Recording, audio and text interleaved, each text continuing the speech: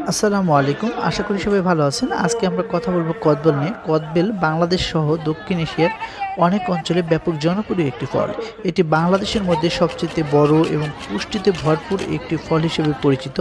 সাধারণত গ্রীষ্মকালে কদবেল ফল দেখা মিলে, যা মিষ্টি বা স্বাদের কারণে এটি প্রায় সকল বয়সের মানুষের কাছে খুবই প্রিয়।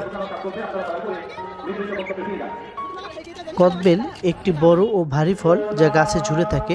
এর বাহিরের অংশ ঘন ও খোসা মুখে ধুলো রঙের এবং ভিতরে থাকে সোনালী হলুদ রঙের রসালো ফলাংশ, যা মিষ্টি এবং স্বাদে অতুলনীয়।